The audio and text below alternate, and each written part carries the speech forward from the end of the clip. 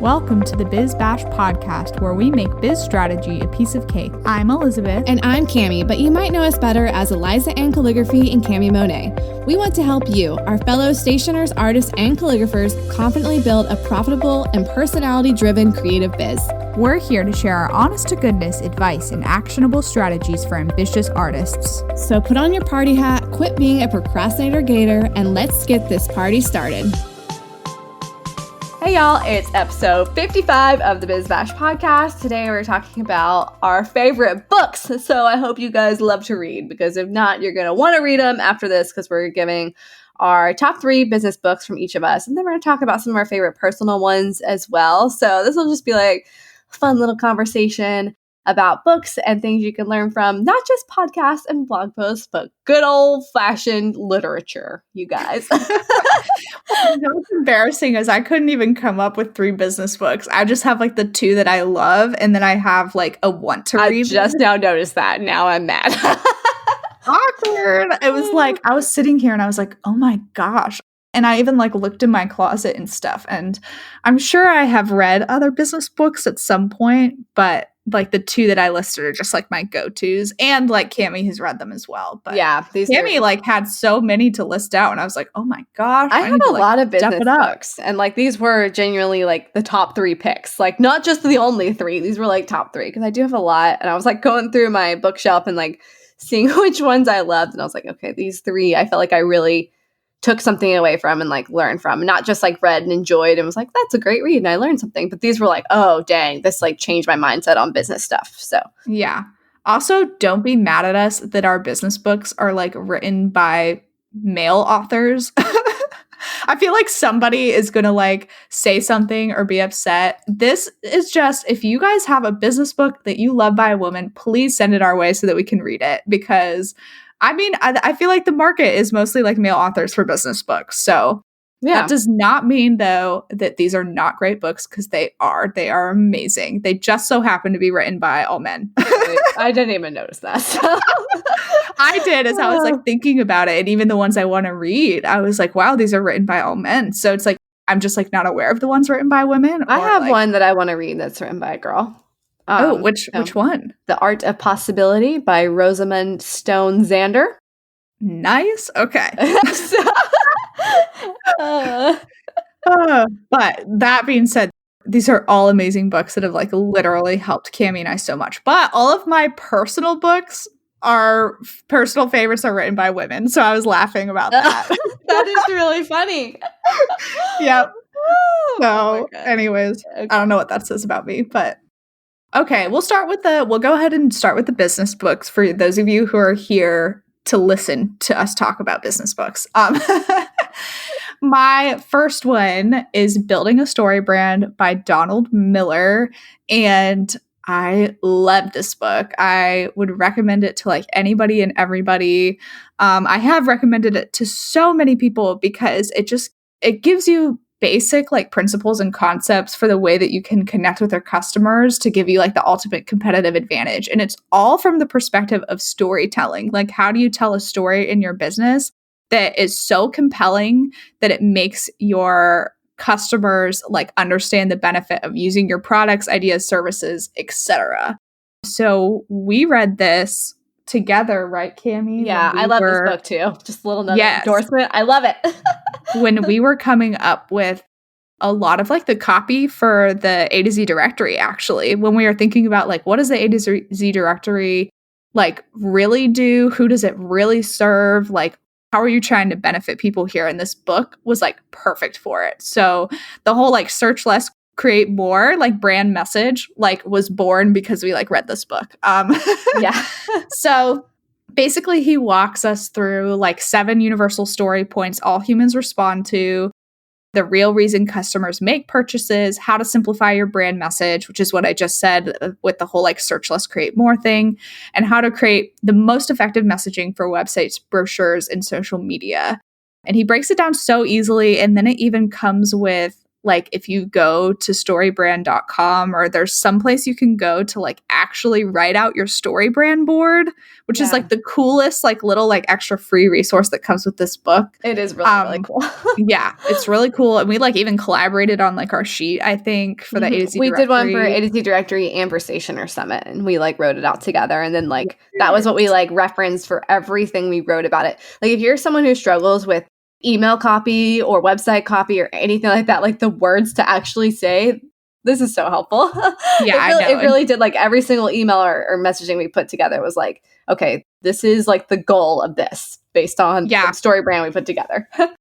Yeah, it almost gives you, it gives your business almost like a mission statement to operate from, and like teaches you how to accurately communicate that with your customers. And so it basically transforms the way you talk about who you are, what you do, and the unique value you bring. So I'm super excited to reread it from the perspective of my stationery business for Eliza Ann when I like launch my brand in the spring, and I want to like reincorporate some of this stuff, you know, from there. So like the cute little quote I came up with, a party is an empty room without an invitation.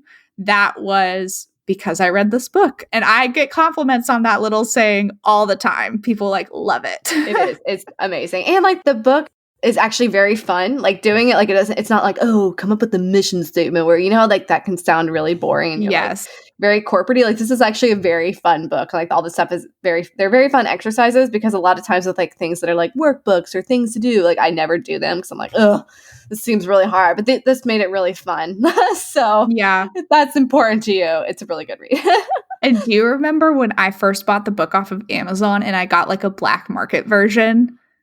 Do you remember how mad I was about that? I think I do kind of remember this. Oh my gosh. It was like this really crappy, like paperback printed version that had clearly been printed and was like not meant to be resold. It was so confusing. Like it was crooked inside, like it had been bound wrong. Oh my gosh. That was when I started having like my whole, like, I'm super ticked off at Amazon phase, which like... yeah. Oh, are you out of that phase, or are you still in the I'm mad at Amazon phase? I have a foot in the door and a foot out the door. I see. Okay. You know, I'm wavering. I'm walking the line, toting the line, whatever phrase you want to use. Ring of fire. I don't even know. What is happening? What do you do? It just, when Johnny Cash sings about the Ring of Fire. I know. It's just following. I followed your thought process, but it was just like cracking me up. Okay. Now you talk about your first business book. Okay. So my first business book, it sounds like we're saying my first book, like a little kid. It's my first business book. It's called My First Business Book. Just kidding, guys. It's called Deep Work, Rules for Focused Success in a Distracted World by Cal Newport. So the crux of this book is basically deep work versus shallow work and what that looks like. And I love this book, you guys. It like revolutionized the way I like plan my business and like think, like the way I just do anything, basically. So two really big takeaways is he gives you like how you can actually like be a successful business owner by having two core abilities, which number one is the ability to quickly master hard things. And number two is the ability to produce at an elite level in terms of both quality and speed. So it's all about getting into that deep work mindset and understanding the limitations of it, what's stopping you from actually getting to this deep work mindset that's so hard to get to. You don't even realize like it exists. Basically, because we spend so much time doing shallow work, like email, social media, like tiny little things like that no one truly knows how to work deeply anymore. It's very relevant to like this day and age too. It's not like an old school book. So all of his strategies on how you can actually achieve deep work, like what that looks like how to create the space for it, has really shaped the way I like schedule my days and my workflow with painting. So I think it's just helped me understand like the way I truly do work best. And making deep work the default in my business and the scheduling the shallow work in between. So instead of just being like, oh, I'll just paint an hour in the afternoon or whatever, being like, no, this is the deep work in my business. This is the thing that's like really, really important. It's really going to drive something. So I need to carve out a ton of space for that and like understand like I have to shut down all the shallow work that day to even get in that deep work mindset. Like Elizabeth knows when I'm painting or something, like now I basically shut off the world and like I don't talk to anyone. I am doing one thing that day. I cannot do, and now I've realized I can't, like once I get in that deep work mindset, I can't do the shallow work that day either. And I think that was just like a light bulb moment for me reading this book. And there's so many like practical tips, just like, you know, thinking about how like all these authors write like pages and pages and pages. And you're like, how do they even do that? Like, this is like learning how to do that.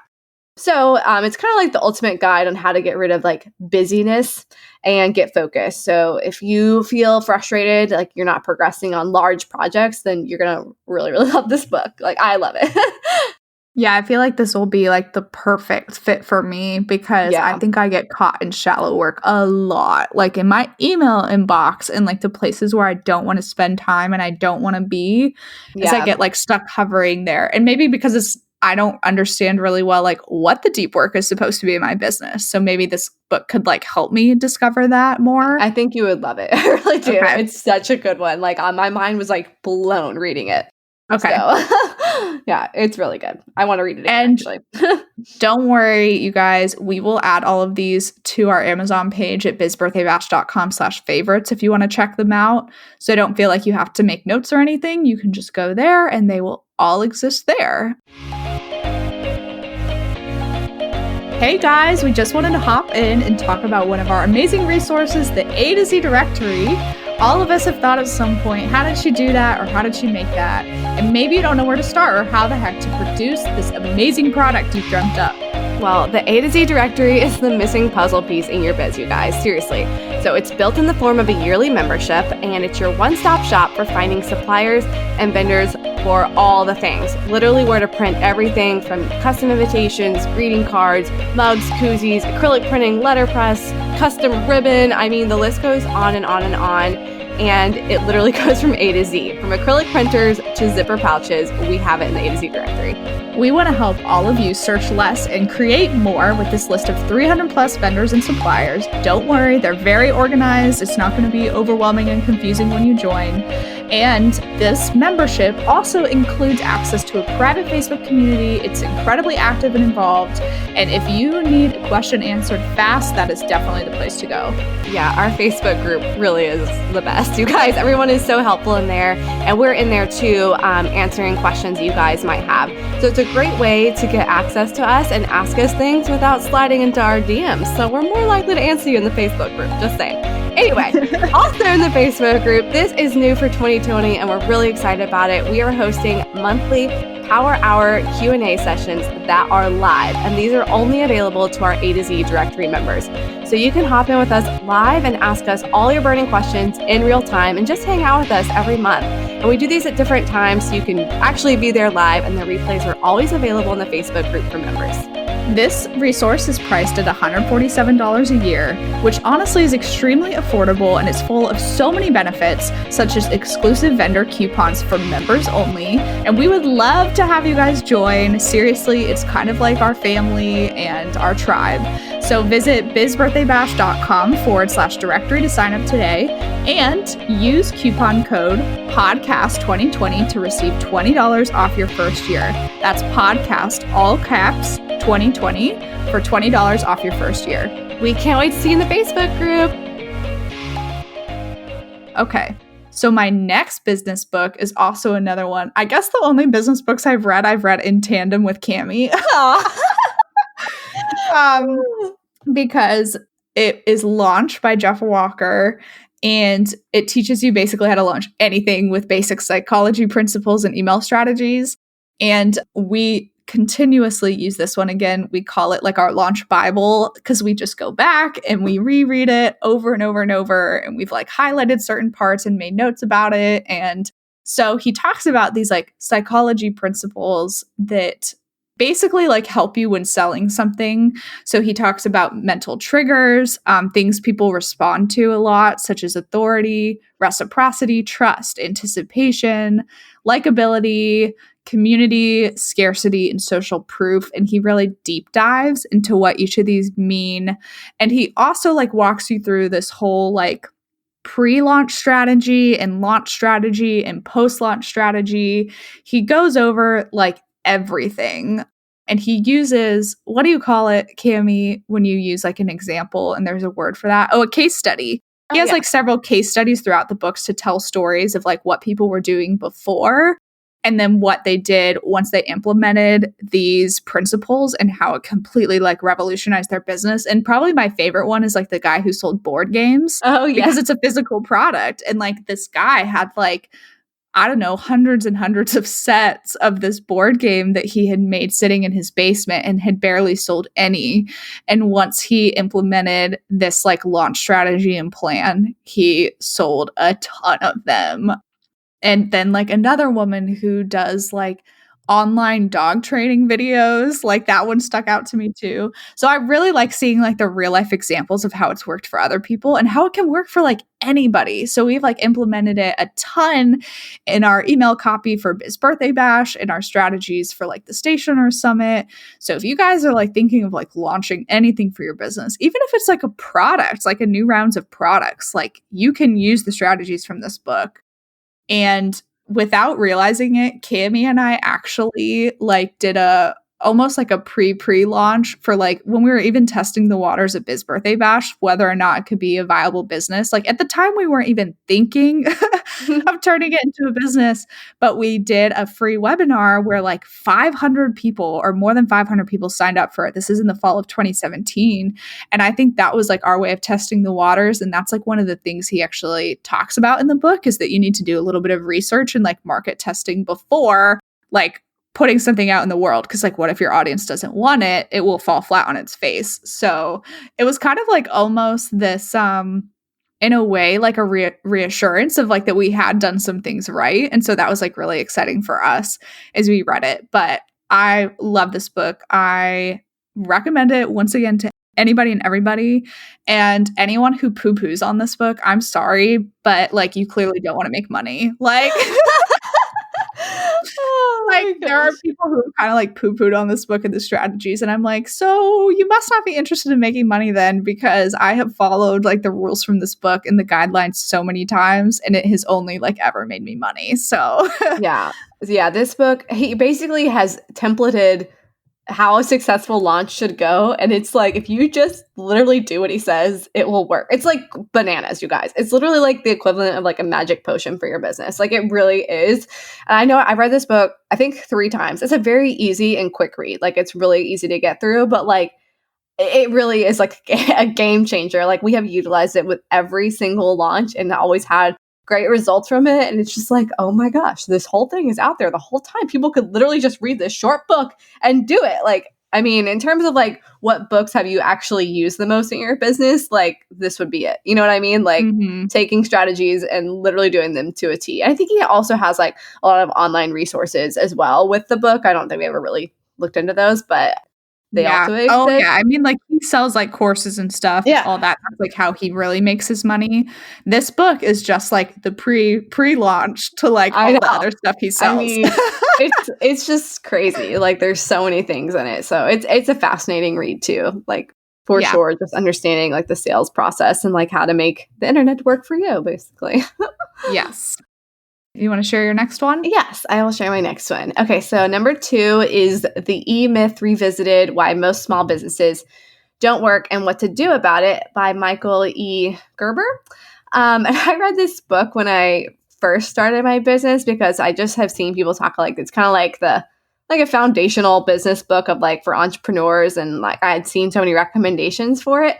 So it really breaks down how to work on your business instead of in your business. And he can be a little cheesy sometimes. Like there's like a case study throughout the whole thing, but it's kind of like written like he's actually having a conversation with her like at a coffee shop. So it gets a little weird. But anyway, it's a great overview of core business strategies. So it's kind of like the guide of all the basics, all the fundamentals we often overlook because we're working so hard, or we just kind of like throw ourselves down without understanding like why we do the things we do.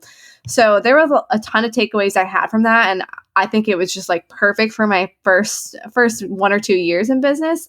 And one of my favorite takeaways that always sticks with me, and I just have this like funny mental image about it. This isn't not like a strategic takeaway, but just something I think about a lot. So he talks about how business owners, we all have 3 personalities like living in us. So we have the entrepreneur, the manager, and the technician. And each of these personalities basically wants to be the boss. So the entrepreneur is kind of like the dreamer. The manager is like planning and order and like how to put those dreams in like little rows. And then so the entrepreneur like sees opportunities and the manager sees problems of like with those opportunities, like how can we do this? So like the manager and you will build a house and live in it forever, but the entrepreneur will build a house and immediately begin planning the next one. And then the third personality like type in there, like these are all three within all of us. It's not like there's three different people, you guys. We have all three of these. So the technician part of you is like the doer, like he's the one who's actually working, like doing the work.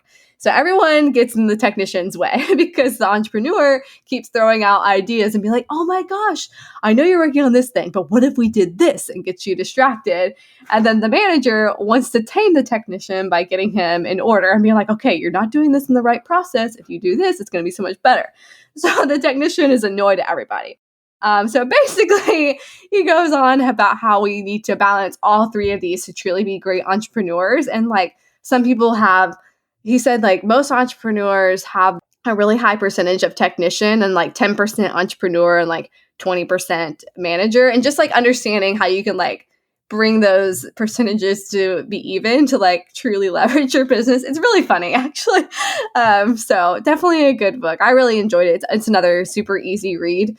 I feel like the title is very weird, like the E-Myth. I thought it was about like email marketing, but it's not. It's about like entrepreneurship. Okay. But it's a really good book. Definitely more like an old school kind of book, I would say. And by old school, I mean more like like more like 90s. You know what I'm saying? But like the principles all still apply. So it's a good read.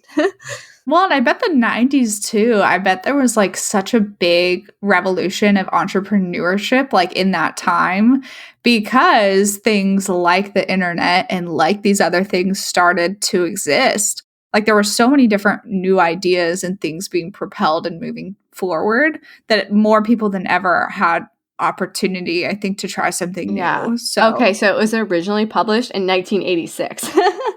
So wow. Oh my gosh. Oh my gosh, that was like 30 something years ago. I know. 34 years ago? But am I like, doing my math? It's kind of like getting a lesson from your grandpa, like the way the guy talks. Like, I don't know. It has like lovable cheesiness to it. You know what I mean? Is that author, is he still living? I don't know. Let's see. Well, yeah, now we have to Google this. If Michael Gerber, which just reminds me of the Gerber baby every time I see his name. Me too. I think so. He's 83. Wow. I wonder if he's published other things, or maybe this book is... He has like another company. Let's see. Oh, it looks like he's done a bunch of like different E-Myth books. Like the E-Myth Revisited, E-Myth Mastery, Awaken the Entrepreneur with it. And look at his cute little hat. He always has that cute little hat on. Oh, I love it. Yeah, you guys go look up Michael Gerber. He's like the sweetest thing. He is. Okay, so that's the guy who wrote this book. Oh, so he has like a whole thing, the E-Myth library on his website. So there's like the E-Myth architect, real estate ones, like there's landscaper. He has them for like specific chiropractor. What? Oh my gosh. Oh my gosh. So yeah, he's got all kinds of stuff. Anyway, definitely a like very good like foundational read that kind of like, I don't know, I'd read that before you read any other business books. I just think it gets you like, I don't know, set up right. Okay. Well, I clearly need to read both of these. Yes. Okay, so then here's the embarrassing thing is because I don't have like other business books I've read, which is so funny to me. I guess I must be consuming a lot more like blog posts and I'm very surprised by this. I thought you would have read a ton more. I don't know why. Well, you know me, like sometimes when I get like really overwhelmed, I'm just like, I can't do I can't do anything or read anything else, or I get too like in my head and overthinking everything. But I want to read Atomic Habits by James Clear. I've heard a million amazing things about that book. I've heard that one's really good too. And then not just from like a business standpoint, but just an overall life standpoint about creating habits. And then Malcolm Gladwell is like, has written so many different books that they kind of like walk the line of like business and life as well. But it's like Outliers, The Tipping Point, and Talking to Strangers are three of his that are like on my list. You probably have. I'm looking at. And Blink, he wrote Blink. Yeah, okay. I have read Outliers is like his really, really big one. So yeah, those are ones I want to go back and read. And now Cami can finish saying her last business book since I didn't officially have one. Yeah, I love this book so much, you guys. I've read it twice. It's like a very thick book. Like this is a read, okay? But it's really good. So this book is called What's Best Next: How the Gospel Transforms the Way You Get Things Done by Matt Pernin. And honestly, this book is like mind-blowing in so many different ways. Like it sounds like, oh, it's just going to be like a productivity book, but it's not. It's so much in one. Like it's like business and life and faith. It's like your mind just will lose it. So it kind of covers productivity from a biblical perspective. It's really unique in the way it does this, and like the meaningfulness in our jobs and our life purpose. And he unpacks all this and then gives systematic approaches to like the how. So it's very systematic in terms of like action tips and strategy that you look for in a business book. There's also these principles that just like point back to like what the gospel says and how we can use that in our business. And it's just really cool. Like I can't even explain it well because obviously it's very long, so it takes a lot to explain it. But so it has like the practical tips and strategy. And it basically builds on how loving God and loving others, but with organization, efficiency, and productivity and what that looks like. Plus, he has all these like super helpful acronyms in there. Like he has DARE, which is like define, architect, reduce, and execute. And I'll let you actually read it to know what all those mean and how you can utilize those. And then DEAD, which is delegate, eliminate, automate, and defer. So like I said, there's so many like actual practical, like systematic tips, but also like a lot of overarching principles. So I really, really recommend this book if you're overwhelmed by anything in your life. I go back and just like read certain chapters that like really resonate with me. I think I have dog-eared like every 3 pages. Like there's something I'm like, whoa, that's incredible. Like it just sticks with you.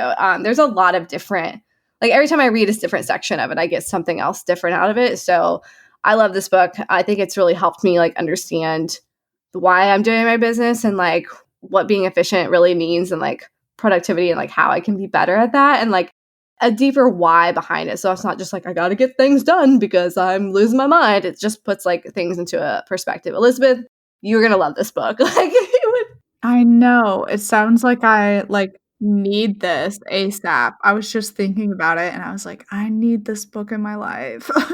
I was just saying to Cami yesterday, like, why am I such a mess? You will love this book. Like it's so good, you guys. So that's my number 3 on my business book. So all 3 really good ones. Yeah, talk about your want to read as well for business books before we move on to personal. I added a want to read because I thought you put that there, so I was supposed to put that. So I added some want to reads, and I actually have a bunch in my Amazon cart right now, which I guess I can just like put them on my Kindle now that I have a Kindle. So Traction by Gino Wickman, The Art of Possibility by Rosamund Stone Zander, any book by Seth Godin. I've never read one of his books, but I know I like his teachings. So, I mean, I've heard like principles and stuff. And then this other book that was in my cart, which I'm like, not really sure where it came from, but Thou Shalt Prosper, 10 Commandments for Making Money by Rabbi Daniel Lapin. It was like, I don't know, like biblical commandments about making money. So I want to read that one too. Okay. Yeah. I like all of those. Yeah. I'm going to keep like I literally do have a list of all of these. They're on a Google Doc. So I'm going to come back and slowly but surely go through all of them. But I think I want to start with What's Best Next. I think you should start with that one too. I really do. And then what were you going to say? You were like, and I was going to say we were going to have all these at bizbirthdaybash.com/favorites. They'll all be listed there. Yes. For everyone who's wondering where the heck they can get the list from, they'll all be right there. So you can buy them on Amazon. Y'all know we are big on protecting your booty and your biz. So we want to tell you all about our secret weapon for mailing invitations for your clients, the USPS Mailing Agreement. It takes the personal emotions out of stressful situations and lets your clients know exactly what will happen when their invitations go out the door, and it covers you in case anything goes wrong, which, let's be honest, it probably will. I mean, we love you, USPS, but you pray, okay? Honestly, we've kind of realized that putting a small shipping clause in your contract just isn't enough. Trust us, we know from experience, there are just too many things that can go wrong when mailing. Things like ripped flaps, scuffs and scratches, mishandled envelopes, postage snafus, lost invitations never to be seen again, and rabid, overprotective dogs. Okay, that was a little bit of a stretch. Yeah, calm a down. little bit. Okay. Anyway, the point is, all of these are things that you cannot control. So why leave the burden of fate up to the United States Postal Service? Protect yourself with our mailing agreement so your client understands exactly what could happen to their invitations in the mail and how those situations are handled.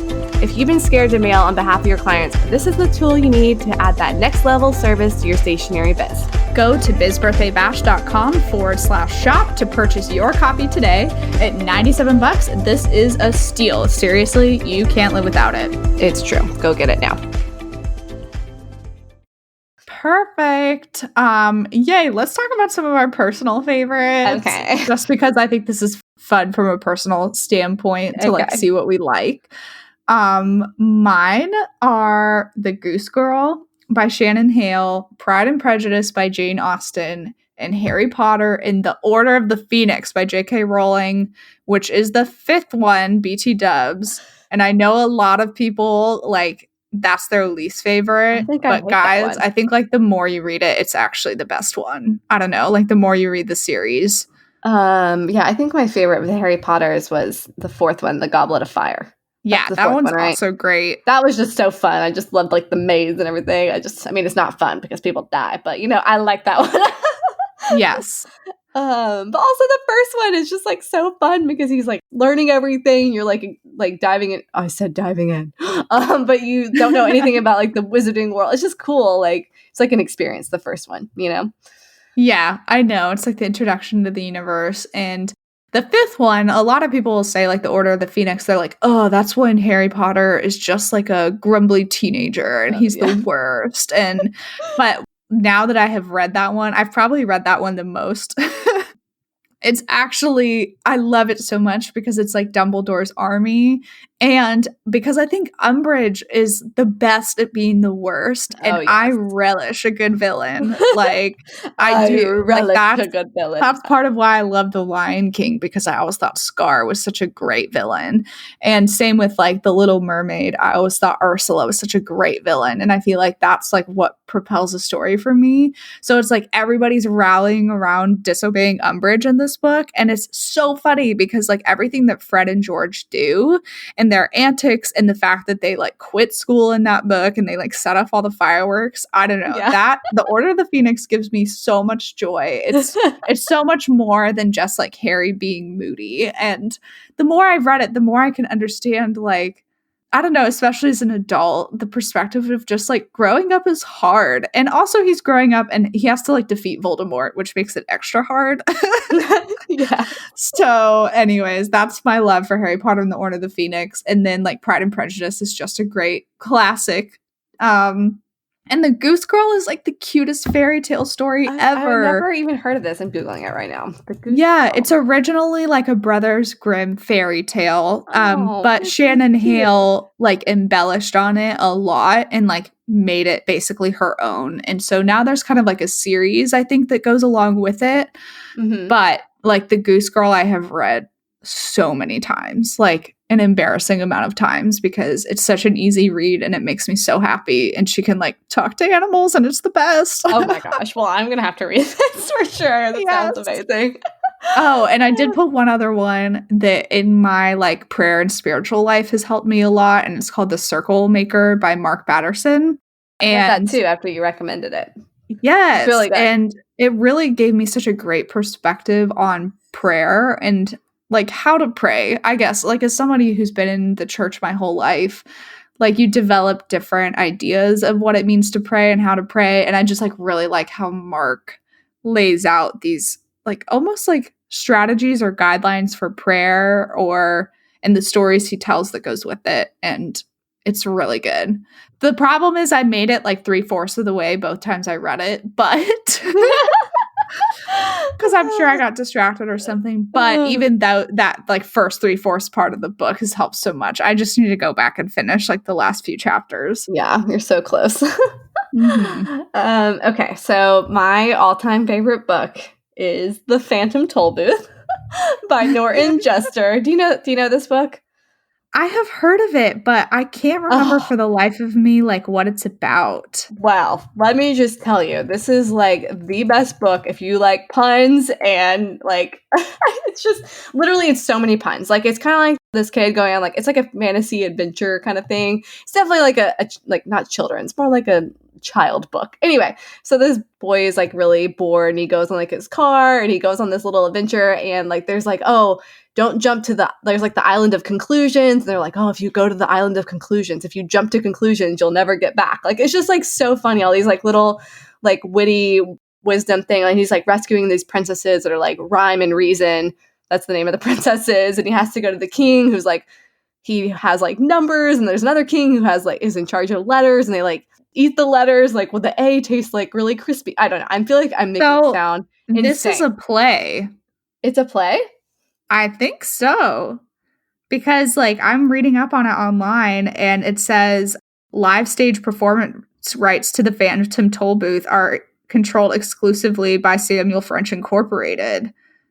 Oh. Like well, I'm kind of like reading through it a little bit and it like talks about like the set and stuff unless I'm completely reading like the wrong thing. But I think there might be a play after, but I know it was originally published in the 60s. Like okay, yeah. So maybe they adapted it to a play in the 70s. I think you're right. It's been adapted into a play and a film and all this stuff. But anyway, it is so good. I've always loved that book. I feel like that I can like find something funny or like interesting in it. And that's probably where my love of puns and like wordplay came from because I would just like read this over and over and over as a kid.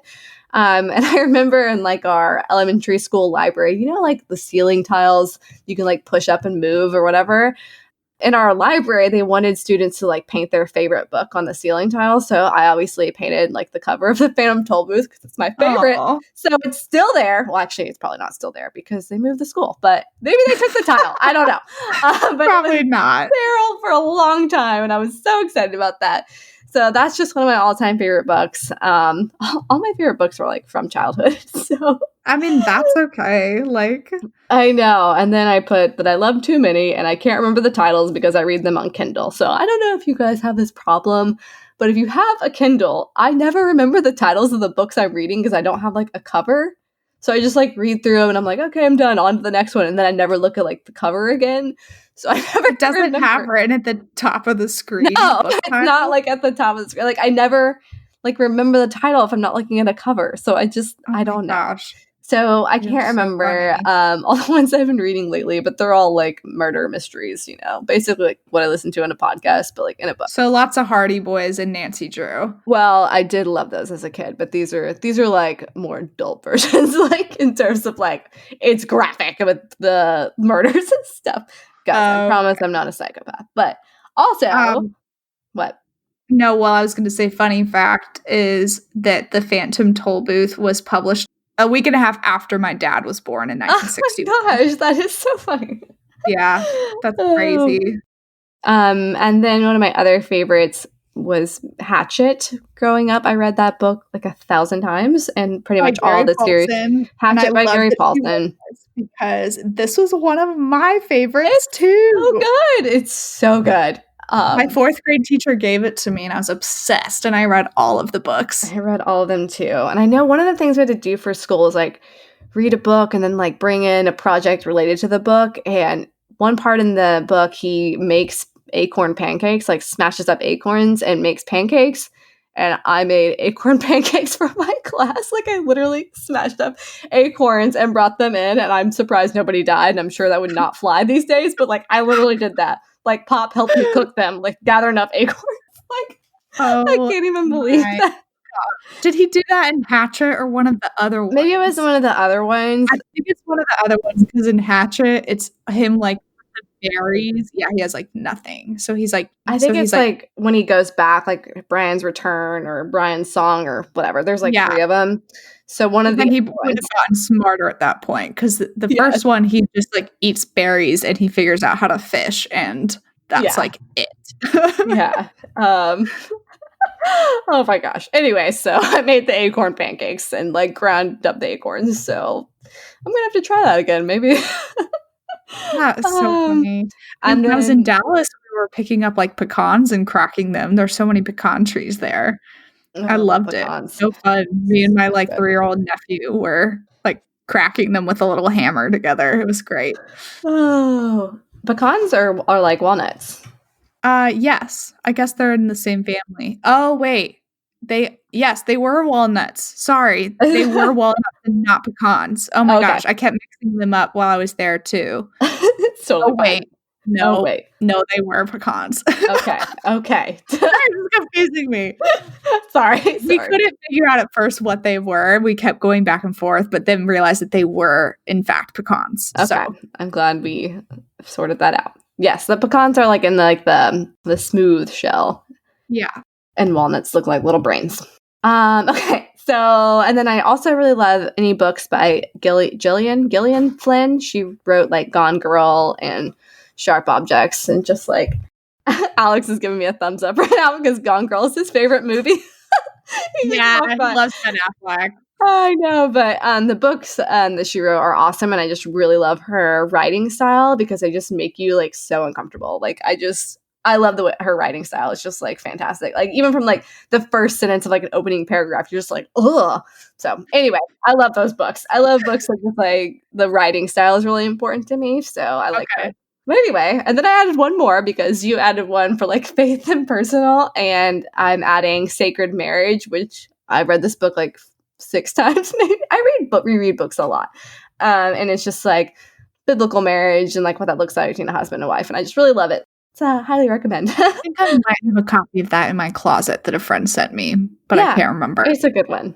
So yeah, I have a couple random like marriage and relationship books that were either given to me by friends or like my mom or things like that. Anyways, I think that kind of like wraps up all of our books, and I feel like I learned some new things, and I'm very excited to read some of these that you mentioned that I've heard of the E-Myth and Deep Work because you've talked about it, but I had never heard about What's Best Next, so I learned something new. Yeah, I literally have that book like sitting right next to me right now. Oh my gosh. Oh, it's really good. So yeah, I hope you guys enjoyed our little library, and if you want to read these books and purchase them on Amazon, you can just go to bizbirthdaybash.com/favorites, and we'll have them all there for you, so it'll be really easy for you to find them, not to remember anything. So woo, yay. Woo. All right. Well, we will see you guys next week. Thanks so much for joining in. If you love the podcast, please take a moment to leave us a rating and a review on iTunes. We definitely want to hear from you. We want to hear what you have to say, what you love about the podcast. It really keeps us going, and it helps other creatives find us as well on iTunes. And then if you have any questions for us, you can go to bizbirthdaybash.com/Q&Cake to submit your questions there. Yeah, and guys, like seriously, when you leave a review, when we get new reviews, we're like texting each other like, "Oh my gosh, did you see what?" Like we get so excited. You have no idea like how much they really mean to us. So I just want to reiterate: leave us a review, please, pretty please, and thank you. But anyway, we love you guys, and we'll see you next week. Bye.